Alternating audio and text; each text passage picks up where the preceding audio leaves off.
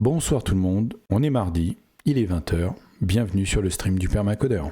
Je vais essayer d'y aller mollo parce que j'ai pas tout à fait récupéré de mon espèce de turbo rhume, fièvre, etc. que j'avais ce week-end.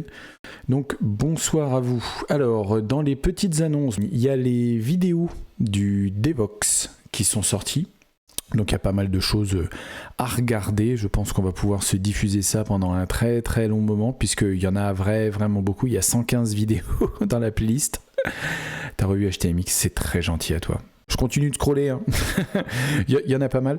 Un truc que j'ai fait, et d'ailleurs j'essaierai de le faire un peu plus religieusement. Là je le fais pour la partie apparition publique parce que ça ne se multiplie pas trop. Voilà, donc j'ai une playlist en fait sur ma chaîne, mes apparitions publiques, où dedans en fait je retrouve toutes les vidéos, des trucs que j'ai pu faire, mais pas que les vidéos, il y a notamment le répondeur de Human Coders. Là, il faudrait que j'aille voir, d'ailleurs j'en avais fait un autre que je le récupère. Et je pense qu'on n'exploite pas assez le potentiel des playlists. Revenir sur mes anciens streams pour voir, éventuellement faire des playlists sur des arcs, par exemple l'Advent of Code, la partie Ratatouille, là le bot que je suis en train de faire. Donc à voir. Voilà. Donc ouais, peut-être retravailler un peu les playlists là sur la chaîne, histoire que ça se retrouve et qu'on alimente un petit peu le lore, je disais ça la dernière fois, le lore autour de ça. Ça peut être cool. Voilà. Sinon, dernier point, et là, ça va être plus un point d'actualité. Jeudi, je serai en direct sur Twitch à partir de 19h, mais pas sur ma chaîne. Je serai avec les camarades Thomas et Lucas sur La Tangente, pour un truc sur lequel je suis vraiment super excité d'avance, j'ai vraiment hâte d'y être, c'est de discuter de tech là, à 3, la tech en général, les impacts, les choix sociétaux, les aspects un peu plus techniques, la partie un petit peu la décision dans les entreprises, etc. Donc, et c'est des sujets qui seront tirés au hasard parmi une longue liste. Donc super content de pouvoir faire ça avec eux. On verra ce que ça donne. Donc je pense que j'enchaînerai après avec mon stream derrière. On va se faire une bonne soirée là-dessus. Donc si vous êtes dispo à partir de 19h. Et puis sinon, j'imagine que ça sera en replay sur YouTube. Enfin bref, on en reparlera. Mais je voulais quand même prendre le temps d'en parler. Parce que c'est des bons gars. Et surtout, ça contribue au débat sur la tech. Et ça, je trouve que c'est extrêmement important d'alimenter le débat. Donc si les uns, les unes, les autres, on peut effectivement avoir ce genre d'échange et puis rebondir sur un certain nombre de sujets, je pense que ça fait du bien. Et d'ailleurs, je fais un aparté là-dessus. Je vais pas forcément montrer les commentaires, mais mes 2 dernières vidéos là sur les IA et sur Clean Code, c'était pas spécialement prévu comme ça, hein. Moi, je fonctionne beaucoup à l'instinct. Elles ont généré beaucoup de réactions, notamment celle sur Clean Code, ce qui est assez logique puisque ça fait partie de l'actualité, mais c'est aussi quelque chose qui sort un petit peu de la tech niche, même si je pense que ça reste quand même assez niche, mais ça sort un petit peu de la tech un petit peu niche. Et j'ai vu pas mal de réactions par rapport à ça et de commentaires. Et c'est super intéressant. Des fois, il y a des gens qui sont assez d'accord, d'autres qui sont pas trop d'accord. Et ça, pour le coup, je trouve ça plutôt pas mal, hein, tant que ça reste toujours respectueux. Et ça l'est. Très bien. Merci dans les commentaires. Donc, des échanges. C'est super cool. Ça se manifeste bien. Moi, j'aime beaucoup. Ça alimente. Et peut-être que ça fait avancer les choses. Moi, j'ai cette prétention-là de penser que, à force qu'on cause les uns avec les autres, ça fait peut-être un petit peu avancer le schmilblick. Sinon, on ferait pas tout ça. Hein. Ou au moins, on a la prétention, en tout cas, de le croire. Voilà, donc ça fait un petit peu les annonces. Il y a un sujet, mais je trouve ça intéressant parce qu'il date, en fait. Et c'est bien de discuter des choses qui datent et pas seulement des sujets d'actualité. Et je vais rebondir après sur un commentaire qu'on m'a fait, enfin, plusieurs commentaires qu'on m'a fait. J'aime beaucoup cet article-là qui s'appelle The Web Began Dying in 2014 Here's How. Et c'est un article qui date de 2017. Donc, je ne sais pas si vous avez remarqué, nous sommes donc en 2025. Donc, une simple soustraction vous amènera à comprendre que c'est plus de 7 ans plus tard. C'est intéressant de tirer les leçons d'un article comme celui-là. Donc, qu'est-ce qu'il dit l'article ? Je ne vais pas forcément rentrer là-dedans. Grosso modo, la conclusion qu'il tire, même si elle est très détaillée, elle rentre dedans, enfin, il y a plein d'explications par rapport à ça et plein de sources qui forcément s'arrêtent en octobre 2017 ou à peu près en 2017. C'est le fait de dire que, c'est ce que je disais un peu, c'est que le web qu'on a connu avant 2014, avant 2010, quand il y a eu cette espèce d'âge d'or, je dirais, entre 2000, 2010, on va dire ça comme ça, il a disparu parce qu'il y a une très très grosse concentration et vous verrez qu'il y a beaucoup Google et Facebook qui vont revenir dans l'article, ce qui est logique, puisque à l'époque de 2018, remettez-vous dans le contexte, c'était ça un petit peu le truc, on parlait de GAFAM, donc oui, Google, Amazon, Facebook, Apple et Microsoft. Donc oui, c'était à peu près ça. Sachant que on parle encore de GAFAM aujourd'hui, mais on verra que les choses ont beaucoup évolué. Ça, j'aime beaucoup d'ailleurs, c'est le fait d'avoir les quantités, les pourcentages d'agrégation au niveau des ISP, là, en upstream, downstream et aggregate, de voir l'omniprésence à l'époque qu'avait Facebook. Et puis YouTube, même si YouTube c'est encore le cas aujourd'hui. Et puis des petits qui commencent à apparaître comme WhatsApp, comme Instagram. Et donc tout l'article en fait parle de cette espèce de concentration beaucoup plus prononcée entre Google et Facebook. Et c'est très intéressant à lire avec le regard d'aujourd'hui. À l'époque déjà ça devait être un petit peu intéressant, et j'imagine que les Stéphane de l'époque, enfin, d'éventuels commentateurs ont dû se dire bah ouais, c'est chaud patate en fait, on avait un web qui était décentralisé, etc. Avec le web 2.0, on est arrivé à cette espèce de méga concentration entre Google. Ça gratte pas mal. Et notamment Amazon. Amazon, c'est une absolue dinguerie en fait quand on voit la progression. Et j'ose même pas regarder les chiffres aujourd'hui. Si en tout cas vous avez des articles qui font un petit peu ce bilan-là, on va dire de manière contemporaine, ça m'intéresse de justement voir comment ça se traduit depuis. Parce qu'il y a 2 lettres que j'ai pas encore prononcées. Et justement, ces 2 lettres qui sont totalement absentes. Parce qu'en 2017, ChatGPT n'existait pas. Et donc de voir en fait cette crainte qu'il y avait sur un Internet qui serait sous la coupe de Google, Facebook, pas encore devenu Meta, et Google pas encore devenu Alphabet, et d'Amazon, qui est resté Amazon, parce que Jeff Bezos, je pense qu'il doit considérer que ça coûte trop cher de renommer. Il avait peut-être déjà le nom parfait. D'ailleurs, vous savez pourquoi Amazon s'appelle comme ça ? Ça s'appelle Amazon, et surtout avec la flèche de A to Z, parce que sur Amazon, vous trouvez tout de A à Z. Voilà. Aussi con que ça. Moi, quand je l'ai vu la première fois, je fais... Le génie marketing. Bon, bref, on parle de net neutrality, on parle du fait que ça passe de plus en plus par des plateformes, etc. On parle de tout ça, de l'appelification, et ça c'est en particulier drôle et à la fois intéressant avec le recul, parce que tout ce qui était Google Home, la partie réalité virtuelle, même les Nest, etc., ça a fait long feu. Donc cette crainte, elle était absolument pas justifiée, ou pas, mais en tout cas, c'était trop tôt à l'époque. On avait parlé des Google Glasses, on avait parlé de plein de trucs. La fameuse 10-year strategy de Facebook avec la réalité augmentée, la réalité virtuelle, ça a fait pchit, quoi. On est en 2025, on n'en est pas encore, même si, bien évidemment... Meta tente tout un tas de trucs de ce point de vue-là, et Dieu sait que Mark Zuckerberg, il essaie de nous vendre tout un tas de choses autour de ce sujet-là. C'est pas ça qui est advenu. On sait ce qui est advenu, parce que on regarde ça 7 ans après, donc on sait ce qui est advenu, ou grosso modo. Je trouve ça très intéressant parce que, en fait, de voir ces articles-là, je me dis, ouais, il faut toujours être très prudent. Ça incite aussi à la prudence, parce que vous voyez, moi le premier, on fait des espèces de prospectives, mais on les fait toujours par rapport aux éléments qu'on a à un instant T. Et cet article-là, qui a été écrit fin 2017, le faisait à un instant T. Et les conclusions qu'il a tirées sur l'évolution du web entre 2014 et 2017, finalement, il y a des choses qui sont tout à fait vraies. Je veux dire, l'omniprésence d'Amazon, c'est un sujet, même si ça se fait un peu bousculer par Alibaba, mais ça reste quand même quelque chose. Et puis Amazon, maintenant, il y a Prime Video, il y a tout un tas de choses autour de ça, d'ailleurs Apple TV, etc. Bon voilà, il y a des mainmises, il y a des évolutions comme Facebook qui sont parties dans le méta, mais je continue de me poser la question, comment que ça se fait que ça tient encore debout. Mais en fait, on se pose pas la question, puisque il y a Instagram depuis qui a aspiré Snapchat, enfin du moins qui a copié Snapchat, qui copie TikTok maintenant, et il y a cette espèce d'adaptation de phagocité pour davantage creuser les douves, vous vous rappelez les moats, les douves qu'il y a autour des châteaux, et ça Meta le fait très bien pour financer des trucs qui finalement, le AR, VR, qui pour l'instant j'ai pas l'impression que ça rapporte grand chose, quoi. Et à Google, qui aurait prédit la capitalisation boursière de Nvidia 2025 en 2017 ? Exactement. Je vais y venir, Alia, effectivement.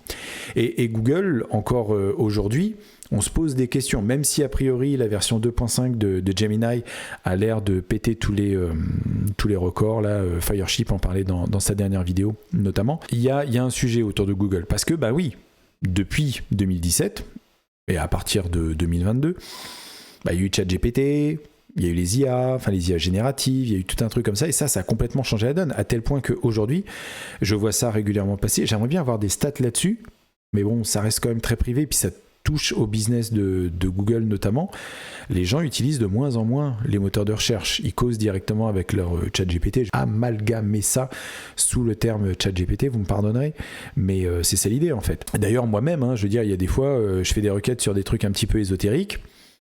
J'ai pas trop de retours, ou du moins les retours que j'ai sur les moteurs de recherche, ils sont surtout pollués par des trucs qui... c'est de la daube en fait, les résultats la plupart du temps. On va retrouver sur des content farms qui font que reprendre des Stack Overflow mais mal traduits, etc. Enfin c'est une purge, que ce soit DuckDuckGo avec Bing ou que ce soit Google en direct. Et je pose les questions à ChatGPT, et puis j'ai des trucs, ouais effectivement, ça challenge un peu plus d'un point de vue résultat, quoi. On se pose un peu moins la question. Et ça, c'est une grosse crainte des moteurs de recherche d'une manière générale, c'est d'avoir tout ce trafic qui est capté en amont. C'était déjà avec une IAG des pubs partout, ouais, c'est catastrophique, quoi. En même temps, ils ont massacré la recherche, faut pas s'étonner. Oui, mais non, mais tout à fait. Je veux dire, ils ont tiré sur la vache. Et je pense que à l'époque de où cet article-là il est sorti, et donc justement il y avait, je vais le remettre là, voilà, où justement il y avait cette hégémonie de Google. Bah ouais. Je veux dire, les douves étaient autour de la recherche, ils avaient leur algorithme, et donc le SEO et tous ces sujets-là, et donc ils pouvaient se permettre d'extirper autant de valeur qu'ils pouvaient des résultats, quoi. Sauf que là, maintenant, cette douve, elle a disparu. Et oui, c'était volontaire, bien évidemment. Ils ont trait la vache autant que possible, ça c'est clair. Ça c'est clair. Et donc maintenant que cette douve-là, elle a pas disparu, mais en tout cas elle est sérieusement challengée, parce qu'entre-temps il y a OpenAI qui a absorbé la totalité de l'internet et qui a entraîné ces modèles, les choses ont beaucoup changé. D'où justement ce que disait Braco, la valorisation de Nvidia. Personne n'aurait pu, je veux dire, en 2017, Nvidia, c'était une boîte qui faisait des cartes graphiques pour les jeux vidéo. Il y avait les sujets, j'imagine, de Bitcoin, etc. Mais pas comme c'est aujourd'hui, quoi. C'est devenu complètement dingo. Et ça, on ne pouvait pas le voir. Donc toujours être très prudent dans les analyses et dans les commentaires sur le fait de dire les performances passées n'augurent pas des performances futures. Parce que sinon, moi, ça va être très simple. Je veux dire, je me suis amusé à faire ça. J'ai regardé en combien de temps j'ai fait pour atteindre 100 abonnés, en combien de temps j'ai fait pour en atteindre 200, en combien de temps j'ai fait pour en atteindre 300. Normalement, j'atteins le milliard d'abonnés en 1 an et demi. J'exagère.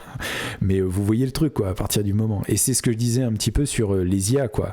Est-ce qu'on est plutôt sur une asymptote ou sur une exponentielle ? Je pense qu'il faut être très très prudent. Oui, un contenu dupliqué sur d'autres pages qui ont du Google Ads. Avant, c'était pénalisé niveau SEO et j'ai plus le cas, j'ai l'impression. Mais j'ai plus le cas, je pense que c'est ça que tu as voulu dire. Oui, ou alors les filtres ont sauté, ou alors peut-être que tout simplement il y a de l'emmerdification chez Google aussi, d'un point de vue corporate, j'entends. C'est compliqué, Google comme Facebook. À un moment donné, toutes ces boîtes-là, elles ont énormément de gras. Il y a eu beaucoup d'argent gratuit pendant les quantitative easing pendant le Covid. Il y a eu beaucoup de layoffs entre-temps, mais peut-être que ces boîtes-là, elles ont encore énormément de gras. Peut-être que c'est aussi pour ça qu'on a du Gemini qui arrive un peu avec du retard, parce que le temps que Google se dise oui, on a une quantité phénoménale de données, peut-être qu'on va en faire quelque chose. Et d'ailleurs, là, les derniers rebondissements qu'il y a eu autour de Facebook et du fait que Facebook a décidé de dire vas-y, c'est parti, on prend tout ce qui est sur WhatsApp, tout ce qui est sur Facebook, tout ce qui est sur Instagram, et on va entraîner nos IA avec ça, parce que why the fuck not, après tout. Je veux dire, plus personne ne respecte plus aucune règle, donc YOLO. Et comme il y a eu cette espèce de cloisonnement dans des walled gardens, les jardins emmurés là, pourquoi ils se gêneraient ? On leur a donné les données. Et puis maintenant, on est un peu tous et toutes dépendants de ça. Donc il y a des mouvements qui essayent de casser un peu ça, mais j'ai envie de dire, on n'a que ce qu'on mérite, quoi. Et donc tout ça, c'était mine de rien, je pense, l'introduction au sujet contemporain de l'IA. Et je pense que on verra bien de quoi demain sera fait, quoi. Et j'ai une certaine tendresse pour lui parce qu'il avait établi en fait à l'époque, donc en 2017, donc on va dire 2018 parce que c'était en décembre, un plan pour sauver le web de l'internet. Donc justement, c'était en réaction à cette espèce de turbo-concentration qu'il y avait. Et en fait, son plan, c'était de se dire, il y a des évolutions, il y a le mobile, etc. Et l'idée, c'était de travailler sur la partie mobile. Et l'idée, c'était de réinventer un petit peu la logique du web en se disant, on va décentraliser, on va essayer... Alors, il parle des adresses IPv4. Enfin, l'article est assez long et toujours très intéressant. Et l'idée, c'était de se dire, de travailler sur de l'IPFS et du DAT pour remplacer HTTP. Enfin, vraiment travailler sur la partie décentralisation du web et d'avoir quelque chose qui soit non plus location-centered, mais qui soit people-centered. Et donc on arrête cette concentration dans tous les sens. Donc ça fait appel à tout un tas de bonnes logiques, mais en fait c'est pas du tout ça qui s'est passé, quoi. Cet appel-là, il est resté un petit peu paumé dans le cyberespace, parce que ça reste un domaine fondamentalement de niche. Et ça reste un domaine de niche parce que collectivement, on a fait le choix que ça reste un domaine de niche, et que finalement ce soit les gros pure players qui concentrent tout. Et ils ont tellement gagné que maintenant, ils concentrent tout, et grâce à ça, ils vont concentrer davantage, parce qu'ils vont capter directement les données à la source, c'est-à-dire ce qu'on produit en termes de contenu, et puis ils vont continuer à creuser les douves autour, en ayant des modèles toujours plus perfectionnés, toujours plus performants, qui vont demander des cartes graphiques ou des processing units de chez Nvidia toujours plus puissants. Et c'est un peu dommage. C'est-à-dire qu'en fait, c'est un échec. Mais c'est pas parce que c'est un échec qu'il faut pas se décourager. Je pense qu'il faut continuer à se battre. Et on verra, on sait jamais. Peut-être qu'à un moment donné, on arrivera à planter la graine qui fait le taf. Voilà pour ça. Et en fait, quand on se pose la question de pourquoi un petit peu ça se fait tout ça, autre sujet, mais je pense que je vais le faire maintenant puisque j'aurai pas l'occasion jeudi, et c'est un lien qui traîne depuis longtemps. On se posait la question, et j'ai eu des réactions justement avec Clean Code, puis sur d'autres vidéos, et qui me dit: ok Stéphane, tu fais le constat qu'il y a plein de trucs qui vont pas dans les entreprises, il y a des choix qui sont faits, etc. C'est compliqué. Comment on fait ? Comment on fait pour essayer de sortir de l'ornière ? Et j'ai dit, je suis en train de réfléchir peut-être à une autre conf qui serait un peu une part 2 de ce que j'avais fait sur les métallois, qui réfléchirait un peu à ces sujets-là. Et j'ai croisé, c'est pas dans Mediapart qu'on voit ça, c'est dans Le Point. Et ça, je trouve ça très bien. C'est une réflexion en fait sur le management dans les entreprises. Je le trouve très bien parce que justement, c'est une espèce d'appel à l'aide sur le management en général. Et cet article-là, il est très intéressant parce que justement, c'est un peu une réflexion, on va dire, un petit peu distante, puisque c'est pas un journal de la tech, Le Point. Et là, on est sur la section économie, donc on n'est clairement pas dans notre domaine à nous. Et justement, c'est un regard d'économistes, ou du moins de gens qui ont cette grille de lecture d'économistes, on va dire un petit peu de management et de droite, sur ces sujets-là.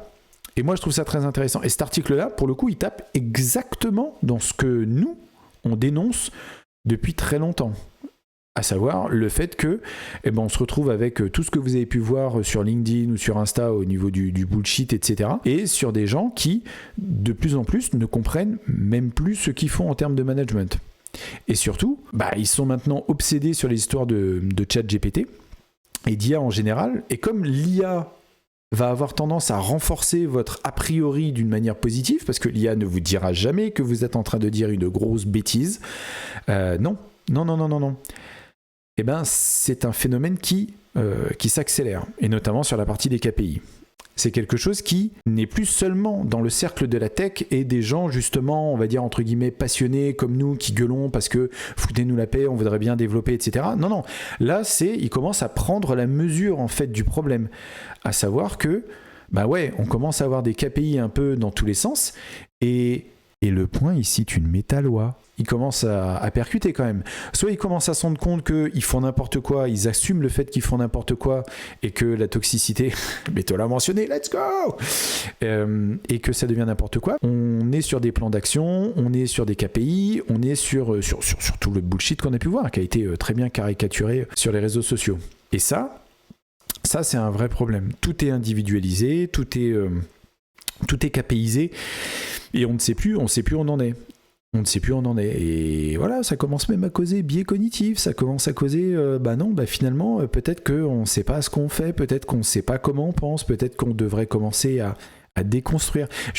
Il y a des méta-lois mentionnées dans cet article, et c'est cool, c'est vraiment, je trouve ça super cool. Peut-être que collectivement, alors que ce soit à travers des articles comme Le Point, que ce soit à travers des publications sur LinkedIn, que ce soit à travers des conférences, que ce soit à travers notre ressenti à nous tech, les lignes commencent à bouger. Vous voyez, c'est ce que je vous disais en fait. C'est pas parce que les choses avancent pas forcément aussi vite qu'on voudrait, et moi je suis le premier frustré, je suis le premier envoyé des scuds dès que ça rentre pas dans ma zone de confort. Mais quand on commence à lire des taux de désengagement dans les emplois de 93%, c'est Le Point qui dit ça. La section économique. Mais oui, management très hiérarchisé. Je pense qu'il y a il y a un délitement du management à la française. Je ne saurais pas juger en fait les autres pays parce que je ne les connais pas. J'ai aussi le biais du fait que, c'est ce que j'avais déjà dit une fois, je suis consultant, je fais des missions, donc on ne va pas chez le docteur quand on va bien. C'est relativement rare. Il y a toujours de toute façon une raison pour laquelle on n'a pas la capacité en interne, même si on veut scaler. Et c'est pas comme s'il fallait faire du management pour progresser dans sa carrière en France. Oui, enfin, ça pourrait être pire, hein. On pourrait te demander de faire de l'architecture. Pardon, à tous les architectes. Vous savez que je vous aime, hein. Je suis archi aussi. Il devient impératif de repenser le modèle managérial. Le point qui est écrit recrée du collectif. Hein. Quand j'ai pris cet article, je me suis dit quand est-ce que j'en parle ? Et je me suis dit, vous savez quoi, là je vais en parler ce soir. Comme ça, je pourrais dire, c'est la fièvre qui m'a fait dire tout ça. Mais c'est scud après scud cet article. Hein. Je veux dire, on n'a pas de pétrole, mais on a des idées. Moi, je pense qu'on en est au stade où non seulement on n'a plus de pétrole, mais on n'a pas d'idées, on a du retard, on a de la dette. C'est un journaliste de Mediapart infiltré au point. Oui, c'est peut-être le canard réfractaire qui a fait une pige en mode YOLO. Je pense que si, c'est un vrai... c'est un peu un cri du cœur. Je vais la mettre juste celle-là parce que quand j'ai vu ça en dernier, je me suis dit voilà, ça c'est la raison pour laquelle je vais garder cet onglet jusqu'à pouvoir en parler. Encore une fois, je pense pas que c'est aux gens de la tech de prendre le pouvoir. Je veux pas forcément un gouvernement de technocrates, je veux pas forcément que toutes les entreprises le soient, mais encore une fois, il faut que la tech elle prenne sa part. La tech, elle est omniprésente en 2025, encore plus qu'elle l'était quand j'ai commencé à le dire en 2020, même en 2015, quoi. On le sent, il y en a de partout. Et à chaque fois qu'un manager veut rajouter une fonctionnalité AI ou dérivée dans le site, en fait, il transforme son entreprise en entreprise de tech. C'est ça que ça veut dire. Mais c'est bien aussi qu'on réalise qu'il y a une interdépendance, que les choix technologiques guident les choix politiques, que les choix d'une manière générale, politique ça peut être corporate, et que les choix politiques guident les choix technologiques. Je ne suis pas le premier à le dire, je ne serai pas le dernier, mais c'est bien de le dire, parce que ce qu'on fait a des conséquences. C'est tout. On renforce ce que je disais, les moats autour des GAFAM quand on décide d'utiliser des cloud providers. Je ne dis pas qu'il ne faut pas utiliser des cloud providers. Je dis que ça a des conséquences. Et donc, il faut faire des choix éclairés. Il suffit de voir l'impact carbone. Et puis, des fois, il suffit de voir l'impact carbone au 2e degré quand on fait des choix, quand ils ont d'autres conséquences, par exemple. Il est top cet article. Il est top. Il faut en trouver d'autres. Des différents bords politiques. Parce que autant ça me gonfle quand je vois des gens qui ressassent sur la consommation d'eau des data centers, parce que pour moi c'est tapé totalement à côté de la plaque.